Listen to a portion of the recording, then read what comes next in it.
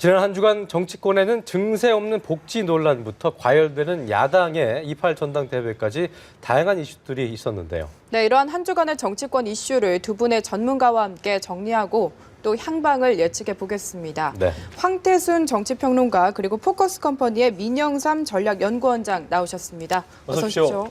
반갑습니다. 네.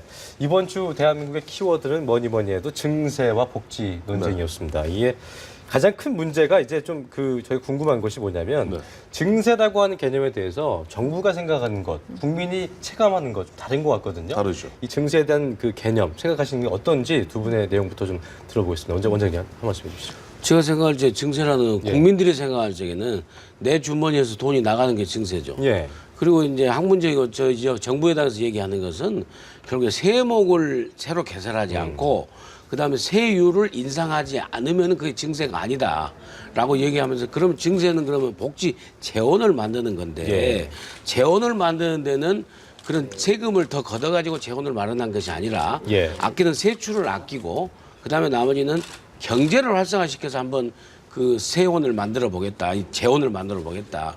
그런 측면에서 증세를 하지 않겠다라고 얘기를 하는 것 같아요. 근데 국민 설득력은 제가 보기엔 좀 떨어지죠. 이게 국민을 위하여 되는데 국민이 이해를 못하니 어떻게? 국민은 아까 우리 민 원장 말씀하신 대로 쉬워요. 내 주머니에서 100만 원 나가는 거 120만 원 나가면 증세입니다. 그러니까요. 간단한 거예요. 그렇게 어렵게 생각합니까? 사실 보니까 최경환 부총리 같은 경우 세목도 증세한 바가 없고 세율도 올린 바가 없고 예를 들어 경제가 잘 돼서 기업이 뻥뻥 돈을 잘 벌어서 하다 보니 세금이 많이 거친 게 어찌 이게 증세냐. 규모가 커진 건데 그거는 또 그분 말씀이 맞을런지 모르겠으나 국민들 입장에서 당장 저 같은 흡연가 같은 경우 하루에 담배 한 값이 더 피니까 1년에 75만 원 세금을 더 내더라고요. 그건 증세예요. 또 보면 이번에도 보면 연말정산하면서 한 9천억, 한 1조가량을 갖다가 어쨌든 비과세 감면을 갖다가 조정하면서 결국 주머니 털린 거 아닙니까? 그럼 국민들 입장에서 증세죠. 그러니까 국민들 입장에서 분명히 내 주머니에서 돈을 갖고 나가면서 이게 증세 아니야. 라고 이야기하니까 마치 2년 전에 당시 조원동 청와대 경제수석이 거위털을 뽑으면서 고통 없이 쏙 뽑는 그거는 이런 거죠. 국민들 입장에서 그건 너희 같은 세무 공무원들이나 너희 전문가들이 말장난하는 것이지 그건 조사는 못하다. 어쨌든 내 주머니에 돈 나가는 건 더 나가는 건 분명한 사실 아니냐. 그러니까요. 거기에서 바로 조세 저항이 생긴 겁니다. 네. 연말정산도 보면은 그게 상위 10%가 더 내게 한다 이런 게 취지였는데 결과적으로 직장인들 70-80%의 유리지갑이 됐다는 얘기죠. 그렇기 때문에 박 대통령이 어제 이런 말을 했었죠.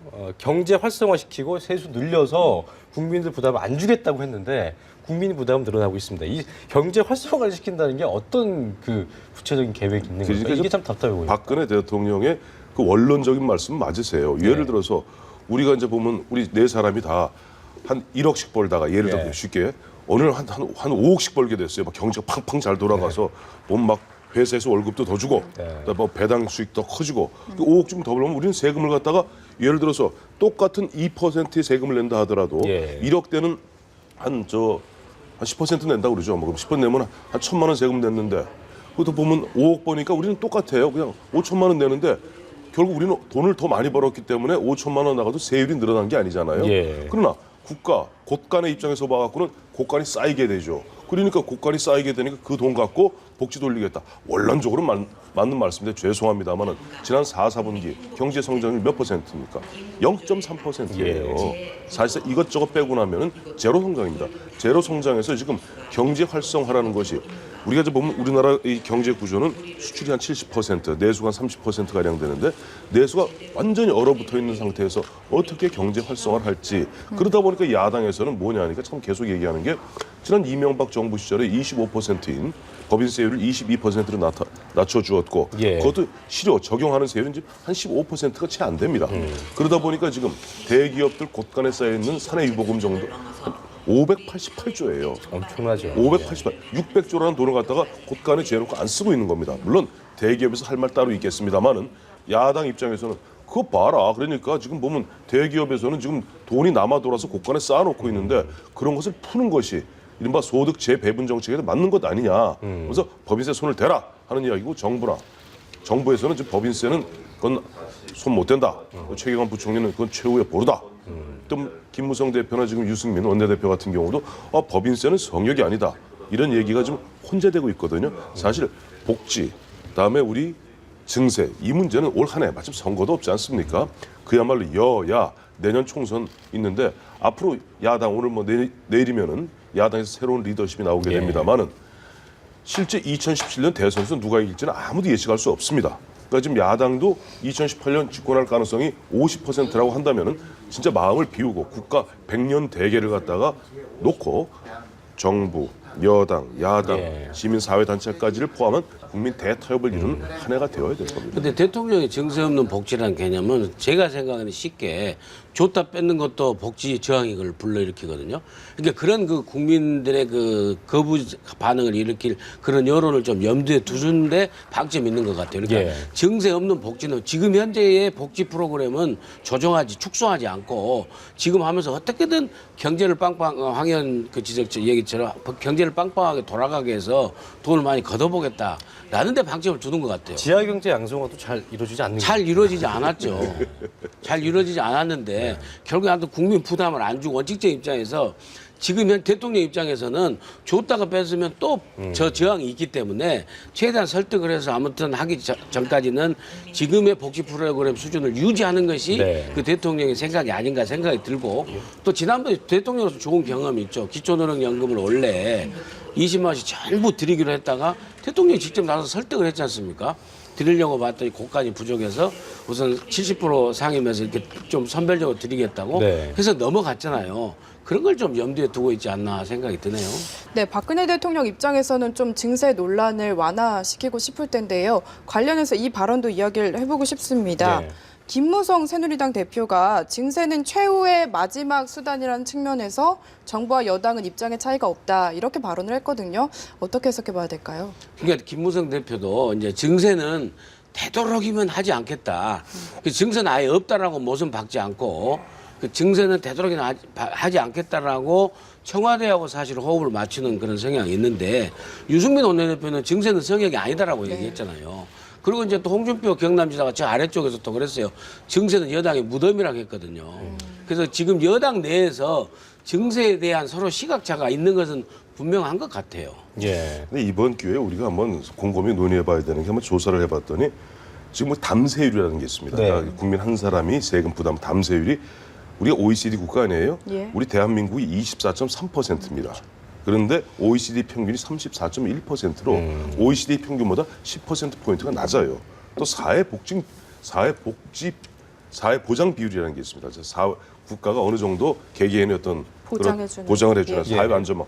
우리가 한국이 10.4%입니다. 예산 대비. 근데 OECD 평균이 21.6%예요. 그러니까 우리가 아직 정확히 이야기하면 우리가 지금 저부담, 저복지 상태입니다. 근데 복지를 올려놨잖아요. 복지를 올려놓으면 세상에 공짜 점심이 어디 있습니까? 이것도 늘어야 되는데 증세는 아까 홍준표 지금 경남지사 얘기한 대로 내년 선거 있으니까 이거 여당의 무덤이 될 것이다. 이걸 손 못 대고 대통령께서 증세나 뭐는 손 못 댄다 하게 되면 결국 복지를 갖다 현재 보편적 복지에서 선별적 복지로 뭐 대표적인 예 아까 우리 민 원장님 말씀하셨던 기초연금 같은 경우도 당초 100% 다 주기로 했다 70%로 줄이니까 확 줄거든요. 지금 보면은 올해 예산이 지금 이제 무상보육, 기초연금, 무상급식, 반값 등록금, 장애인연금 등등에서 27조 6천억입니다. 근데 여기에서 예를 들어 기초연금도 그렇고 몇몇 부분에서 선별적으로 조금만 돌아서서 대표적인 게 우리 무상급식이에요. 무상급식이 한 2조 6천, 무상보육이 10조 2천억인데 예를 들어서 우리 흔히 하는 얘기 있지 않습니까? 왜 대한민국이 왜 이건희 회장의 손자까지 무상보육과 무상급식을 시켜야 되느냐. 그런 본질적인 질문을 던지는 것이 이제 선별적 복지와 보편적 복지인데 선별적 복지로 가서 하위 70%까지만 즉 우리 상위 30%를 빼게 되면 지금 27조 6천억에서 한 7조 내지 8조 정도가 절감이 됩니다. 이와 같이 만약에 박근혜 대통령 말씀대로 증세를 할 수 없다면은 그렇다면 이제 복지 시스템에 대해서 우리가 정확히 우리 다 정치권이 여야 할 거 없이 국민들 앞에 고백을 해야 돼요. 2010년, 2011년 무작배기로 선거 앞두고 막 선심성 공약 내뱉었잖아요. 이거 우리 잘못됐다. 막상 4년 해보니까 이건 아니다. 라는 얘기 고백을 하고 조정을 하든지 아니면 증세를 갖다가 우리가 감내를 하든지 둘 중에 하나를 어쨌든 그런 거에 대한 국민들의 그 불만이 반영된 걸까요? 이게 박 대통령의 국정수행 지지율 일주일 전과 동일합니다. 30% 밑에 최저치인 29%로 확인이 됐는데 지지율 반등이 안 되는 이유, 뭐 지금 말씀하신 황 평론가님의 말처럼 그런 이유가 가장 큰 거겠죠. 그렇죠. 아직까지도 보면은 뭐 대표적으로 뭐 1월 23일 날 이완구 신임 국무총리 내정자 선정했습니다만 처음에는 아주 기세 좋게 나갔죠. 보면 심지어 뭐 자판기다, 예. 뭐 준비된 뭐 준비왕이다. 근데 벌써 며칠 지나고 나니까 여러 가지 뭐 구설들이 나오면서 분당 땅이다, 타워 팰리스다, 평발이 갑자기 맨발이 평발이 됐다 왔다 갔다 하거든요. 그러니까 국민 여기에 대한 어떤 기대감이 상실된 거예요. 그러니까 한국갤럽이 지난주에 이어서 이번 주 어제입니다만은 계속 여전히 29%. 그나마도 저는 조금 다행이라고 보는 게 이 긍정적 평가는 29%인데 부정적 평가가 63에서 62%로 조금 1%포인트 부정적 평가가 줄었어요. 예. 그러니까 느낌 최소한 29에서 이른바 저지선은 쳤구나. 이른바 우리 바닥을 친다고 그러지 않습니까? 예. 네. 바닥은 일단 설정했구나. 저는 사실 걱정했던 것이 이것이 마치 추락하는 것은 날개가 없듯이 더 쭉 빠질 가능성도 20% 초반까지. 예. 아니 10대까지 갈 수도 있어요. 네. 과거 노무현 대통령이나 이명박 대통령도 그쵸, 예. 10대까지 갔다 온 적이 있습니다. 그러니까 충분히 그런 어떤 우려가 됐었는데 어쨌든 29에서 저지선은 쳤다. 그렇게 봐야 될 겁니다. 어떻게 보셨습니까? 이 지지율 반등하지 그러니까 못하는 이 거. 지지율은 반등하기가 쉽지 않은 상황에 두 가지 측면이 있겠죠. 인적 쇄신 부분하고 인적 쇄신이 안 먹힌 거고, 그다음에 정책적인 부분에 있어서는 정책이 불신이고 정책이 오락가락하면서 결국에는 또 정책이 나를 어렵게 하는구나라는 이제 증세 정책으로 이렇게 간다라고 느끼기 때문에, 그래서 사실 쉽게 말씀드리면요. 2월 말일날 월급에서 연말 정산이 정말 올 때까지 이 1,600만 봉급 생활자들이 지금 보고 있을 것 같아요. 그때서 정말 그 생각보다는 덜 이렇게 그 증세가 안 되고 환급이 좀 되고 하면은 상당히 어떤 그 부분이 계기가 돼서 다시 정책에 대한 그 신뢰를 갖게 되면서 조금의 반대의 기회가 오죠. 그래서 당분간 저는 2월 말까지 월급 정산, 연말 정산 될 때까지는 좀 보고 있지 않을까 싶어요. 예. 네, 관련해서 인적 쇄신도 언급을 해주셨는데 뭐 1월 말 늦어도 2월 초에는 개각과 개편이 있을 것이다 이런 이야기들이 있었거든요. 그런데 지금 뭐 차일피일 계속 미뤄지고 계속 있습니다. 미뤄지고 있어요. 예. 이유가 어디에 있다고 보시나요? 저는 생각에 차일피일 미루어지고 있는 게 김기춘 비서실장의 거취 때문에 대통령께서 상당히 고심을 하는 고심을 거라고. 하고 있는 게 아닌가, 예. 그렇게 유추가 됩니다. 비서관은 정리가 됐는데 김기춘 비서실장 유임을 통해서 그 이명재 전 검찰총장을 이 민정특보로 해가지고 한번 가볼 생각이었는데 여론이 계속 악화되고 이 지지율이 반등이 기미가 안 보이기 때문에 이거 정말 어찌해야 될지 상당히 고심되는 측면에서 개각의 폭을 또 맞물려가지고 개각의 폭을 어디까지 할 것인가, 정말로 해수부 포함해서 한 두세 개 정도를 할 것인가, 아니면은 좀 더 중폭으로 해가지고 안전히 한번 갈 것인가라고 계속 보면서 총리 인준 때까지 좀 보면서, 법적으로도 지금 총리의 임명 제책을 받아야 되기 때문에 대통령이, 그런데 그때까지는 좀 보면서 한 일주일 열흘 정도 더 이 그 총리 인준이 마무리될 때까지는 더 고심을 하지 않을까, 저는 그렇게 조심스럽게 예상합니다. 평론가님은 2차 개편이 늦춰지는 이유 어떻게 동의하십니까? 민 원장님 정확히 분석해 주셔서 저는 예. 공감을 네. 합니다. 가장 이게- 큰 것은 김기춘 비서실장 후임을 정하지 못하는 것 같고, 지금 한간에는 김기춘 비서실장 유임설도 슬슬 나돌고 있지 않습니까? 예, 뭐 그렇죠. 대안이 없니? 벌써 보면 일부 몇몇 언론에서는 이런 얘기가 나와요. 청와대에서 비서실장 될 만한 분들한테 여기저기 얘기해봐도 손사래를 치더라. 그런 이야기들이 슬슬 청와대 주변에서 나온다는 것은 살짝 보면 경우에 따라서는 예. 이완구 총리 인준이 된다면은, 또 이완구 총리 인준 되자마자 제일 먼저 해야 될 것이 뭐 후임, 뭐 해수부 장관을 비롯한 몇몇 장관들에 대해서 이제 임명 제청을 갖다 대통령께 하지 않겠어요? 그렇게 하면 또 그 사람들도 인사청문회 해야 돼요. 그럼 그것까지 마무리해야 될 거 아닙니까? 라고 얘기할 겁니다. 네, 비서실장 교체설 계속해서 나오고 있는데 네. 또 유임설도 나오고 있고요. 그리고 이렇게 교체설이 나오면서 계속 하마평에 오르내리고 있습니다. 여러 인물들이 있는데요. 뭐 황교안 법무부 장관도 있고 권영세 주중대사 등 예. 여러 인물들이 언급되는데, 뭐 물론 우리가 결정하는 건 아니긴 하지만 이 두 분이 또 전문가시다 보니까 생각하는 인물들이 있을 것 같습니다. 어떤 인물이 적합하다 근데 보시나요? 제가 보기에는 제가 적합하다고 판단이 아닌거나 대통령 입장에서 생각을 제가 해보면은 황교안 법무부 장관 같은 경우는 굉장한 점수를 많이 땄다. 네. 통진당 해상이나 여태까지 쭉 해온 여러 가지 검찰 움직임이라든지 그 공안 전국 이런 상황에서 점수를 많이 따고 대통령이 상당히 신뢰할 수 있는 인물이 아닌가. 그리고 그 다음으로는 또 대통령이 김기춘 비서실장 못지않게 또 인간적인 신뢰를 갖고 상의하고 하는 분이 저는 김병호 언론재단 이사장으로 알고 있습니다. 예. 그래서 이 한기현 법무부 장관이나 김병호 언론재단 이사장 이분들이 대통령이 상당히 신뢰를 갖고 있는데 가깝게 가 있는 것이 아닌가라는 추측을 저 혼자 해보는 거고요. 예. 그 다음에는 이제 우리 시중에 나오는 대로 다른 분들 네. 이런 좀 얘기들이 많이 오고 있는 것 같아요. 평론가님의 스페셜리스트는 누굽니까? 근데 이제 우선 권영세 주중대사는 아마 하라 그래도 안 할 겁니다. 왜냐니까 그분은 내년에 이제 총선 출마를 생각하고 있기 때문에 예. 그럴 거고 지금 아까 우리 황교안 법무부 장관을 갖다 슬쩍 꼽아주셨는데 황교안 법무부 장관이 사실은 이 현경대 민주평통 통통 장훈 수석 부위원장 예. 뭐 7인의 멤버죠. 예. 7인의 멤버고 이분도 연배가 사실은 김기춘 비서실장 같습니다. 39년생이 38년생이 그래요. 그다음에 뭐 연세가 있다고 못하라는 부분은 없습니다만 지금 뭔가 국민들의 쇄신의 이미지를 보여주기 위해서는 좀 젊고 참신한 그분들의 인물. 예. 참신한 인물인데 참신은 좀 어렵겠고요. 네. 능력 있는 인물인데 이번에 비서실장을 꼽는다면은 조금 보면 이제 이완구 이제 국무총리가 통과됐다는 가정하에 예. 또 보면 뭐 또 태평성대 얘기 나올지 모르겠습니다만은 예전에 그 처음에 보면 성균관 대학이 휩쓴다 그래서 태평성대란 말이 나오지 않았어요?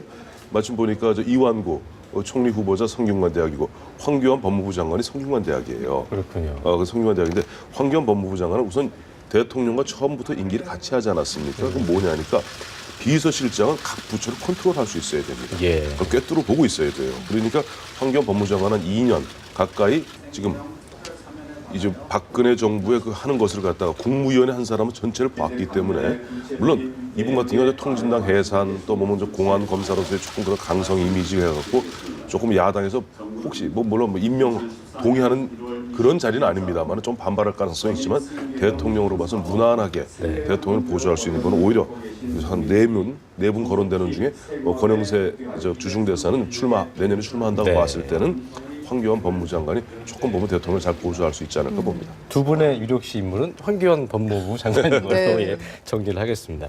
자, 이완구 총리 후보자 얘기 좀 해보죠. 이게 보니까 처음에는 되게 자신만만했었는데 아까 말씀하신 것처럼 이제 속속 문제점들이 드러나고 있습니다. 근데 어젠 또 이제 이런 기사가 나와서 저희가 아까 보도를 해드렸는데 자신에 대한 의혹 보도를 막았다. 언론사 간부한테 전화해서 이 부분에 대해서 사과까지 했다고 하는데요. 이 부분이 청문회를 앞둔 상태에서 다음 주에 이제 예정이 돼 있죠. 이거 어떤 영향을 미칠까요? 저는 지금까지 나왔던 뭐 맨발이 평발이 되고 평발이 맨발이 되고 예. 그다음에 뭐 부동산이 어쩌고 저쩌고 아들이 어쩌고 저쩌고 아들 같은 거 뭐 MRI 뭐 촬영까지 하지 않았어요?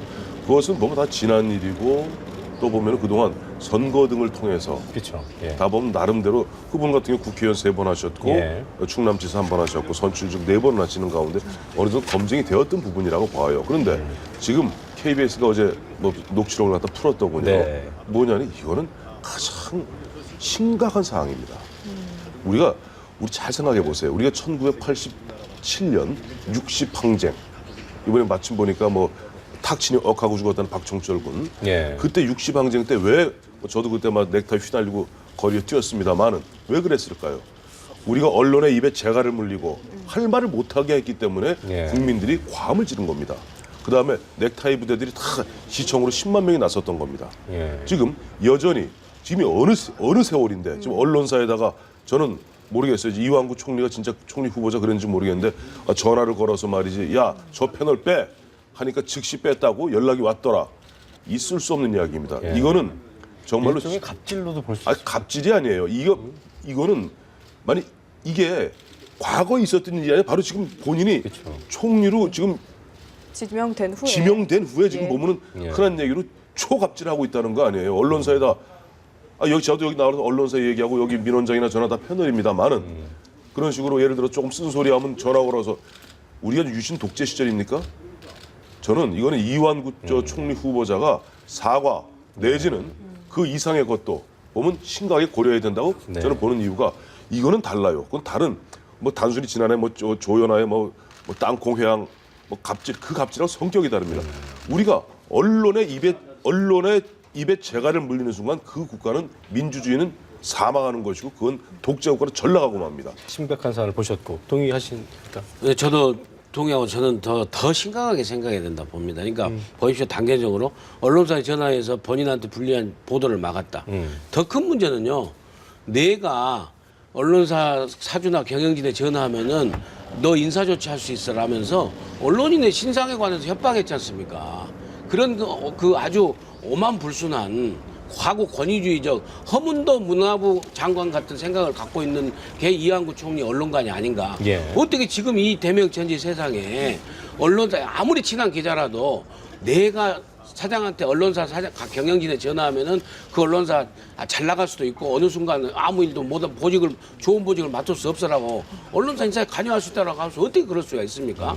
이건요 군대 뭐 병역 문제 수준에 훨씬 뛰어넘는 심각한 문제에서 본인도 워낙 심각한 문제인 줄 알고 깊이 사죄한다고 했지 않습니까? 이걸로 될지 야당이 2월 8일 날 전당대회 끝나고 나서 첫 작품일 텐데 총리 청문회가 첫 작품일 텐데 어떻게 나올지 좀 지켜봐야 될 것 같아요. 저는 참 지난번 문창극 후보자 때도 당시 KBS에서 문제를 제기하지 않았어요. 문제를 네, 그랬죠. 제기하면서 그 당시 보면 본인이 뭐 간증하는 데서 뭐 그 부적절한 발언을 했다 보도한 이후 결국 문창극 후보자가 낙마하게 됩니다. 저는 문창극 후보자는 어떻게 보면 교회 가서 자기 신앙인으로서 이야기한 것이고 이거는 후보로 좀 지명이 굉장히 제가 강조하는 게 후보로 지명된 이후에 자기한테 불리한 그런 어떤 그 조금 껄끄러운 얘기들은 재갈을 물리고 아까 민 원장 지적해 주신 대로 그 앞에 앉아 있는 기자들한테 내가 한마디면 너 한마디로 날릴 수 있다 이런 얘기 아니에요? 이런 이야기는 그러다 보니까 지금 왜 이완구 후보자가 있는 국보위에 아무리 말단으로 가 있었다 하지만은 국보위에 있었고 국보위가 끝나고 난 다음에 바로 뭐 했습니까? 전두환 정부에서 언론 통폐합했어요. 예. 팔도에 1도 1사 체제 만들고 모든 언론사 꽉 입에다 재갈 물렸습니다. 그런 시대를 갖다가 지금 그런 시대의 향수에 빠져 있는 분이 과연 국무총리로서 예. 적합한 분인지 어쨌든 한번 뭐 본인 스스로 한번 생각해 사과의 봐야 뜻을 돼요. 밝혔다고 하니까 좀 지켜봐야 될 부분인 것 같고요. 자, 야당의 28 전당대회 얘기해 보겠습니다. 이제 내일로 다가왔습니다. 네. 이게 보니까 문희상 비대위원장 체제가 벌써 5개월 좀 안 되게 145일 정도, 140일 좀 넘었더라고요. 지난해 9월 네. 22일 날 예. 출범했으니까. 네. 그동안에 어떤 변화가 좀 있었다고 보시는지 평가 좀 해주시죠. 아유 저는 저 문희상 이번에 저 비대위원장 스스로 자평하기를 A-라고 그랬잖아요. 예. 저는 뭐 그 정도 스스로 자부할 정도까지 잘하셨다. 왜냐하니까 어쨌든 본인도 얘기했더군요. 내가 그래도 등원 제대로 했고 국민들과 약속 지켜서 세월호 했고 예산안 통과시켰고 어쨌든 12월 2일 날 예산안 통과시켰잖아요. 왜 국회 선진화법 덕분이긴 하지만은 네. 어쨌든 간에 싸우지 않고 국민들과 약속 지키는 모습 보이니까 자기 취임할 당시 한 13% 되던 자기 당의 지지율이 한 29.3%까지 2배 넘게 뛰어올랐다. 예. 하고 스스로 만족한 듯이 물론 요즘 초고 보니까 저 문재인, 그다음에 박지원 두 분이 머리끄댕이 싸움하는 부분인데 혀를 끌끌 잡디다마는 어쨌든 안정적으로 그래도 난파 일보 직전에 새정치민주연합부를 갖다가 플로팅이라고 그러죠. 띄워서 예.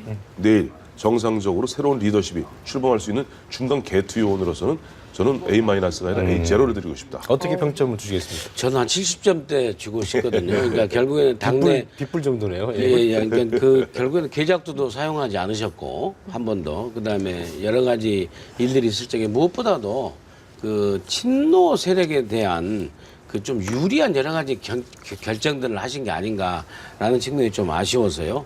저는 70점대로 그냥 평가하고 싶네요. 네.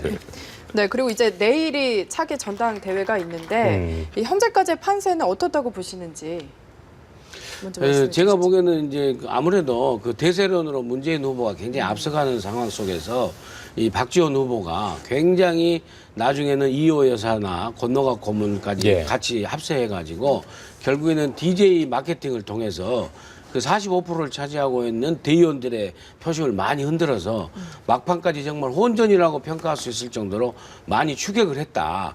그래서 정말 내일 오늘 권리당원들 AR에서 투표하고 2월 8일 날 그 45%를 차지한 대의원들이 직접 현장 투표하는 그날까지 좀 봐야 될 상황이 되지 않을까. 문재인 후보는 이렇게 얘기했어요. 배수의 신을 쳤는데 네. 당 대표가 안 돼도 당을 살리지 못해도 총승리 못해도 다음은 없다라고 하면서 어떻게 보면 그 정계 은퇴까지 시사를 했는데 그만큼 자신이 좀 있다는 거겠죠? 어떻게 봐야 될까요? 절박하다는 뜻이죠. 그러니까 아까 말씀하셨습니다만은 한 1월 중하순까지만 해도 뭐 원체 원내 원외 당협위원장 여기 지역위원장이라고 그러죠. 지역위원장들 그다음에 하여튼 전체적으로 규모로 보았을 때 친노들이 많으니까 쉽게 갈 거라고 생각했는데 두 가지 변수가 생겼죠. 이희호 여사께서 직접 보면 나서서 박지원 후보를 갖다 지원하기 시작했고 중간에 적당히 보면 가다가 낙마할 것으로 때로는 살짝 기대를 했던 이인영 후보가 세대 교체에 기치를 내걸고 지금 치열하게 끝까지 마지막까지 완주하고 있지 않습니까? 예. 그러니까 얼만큼 이런 분위기에서 막판에 기억나시겠습니다마는 그 여론조사 당시에 지지 후보 있음 없음을 갖다가 넣을 것이냐 뺄 것이냐 갖고 문재인 후보 쪽에서 그렇게 온갖 비난을 받아가면서까지도 자기 뜻을 관철시킨 것은 그것을 만약에 그냥 다 원래 그 선거관리위원회 안대로 그것을 갖다 넣었을 경우는 자칫하면 뒤집어질 수 있다는 위기, 절박감 속에서 앞서 말씀하신 대로 배수의 진을 치면서 내가 당 대표가 안 되면 땅 사실 그 제일 뒤에 미래는 없다는 대선 후보 출마 못 한다는데 우리 언론에서 해석하기에는 정계 은퇴하는 거 아니냐. 근데 정계 은퇴 안 할 겁니다. 혹시 치더라도. 아, 예. 이렇게 두 후보가 모두 절박하다 보니까 이 전당대회가 굉장히 치열하게 예. 지금 이뤄지고 있습니다. 뭐 개파 갈등이 오히려 확산되는 게 아니냐 이런 우려까지 나오고 있는데 동감하시나요? 그러니까요, 그 아젠다, 미래가치 이런 게 전혀 없고 결국에는 조직 싸움, 개파 싸움이 됐어요. 그렇기 때문에 전당대회 이제 후유증 그러면 그 선거 과정에서 감정 싸움까지 감정 섞이는 그 발언들까지 난무해가지고 결국에는 전당대회 이후에 분당을 염려하는 여론이 굉장히 많아서 그렇기 때문에 출발 자체부터 문재인 후보가 되면 친노 패권세력이 재등장해서 비노들이 분당을 하지 않을까, 우려되지 않을까, 공천 학살을 당하지 않을까 했던 이 전당대가 막판까지 결국에 분당의 우려를 낳는 그런 전당대 모습을 갖추게 됐습니다. 예. 네. 자, 오늘 얘기 좀 긴 시간 동안 잘 나눴습니다. 감사합니다. 오늘 말씀. 예. 감사합니다.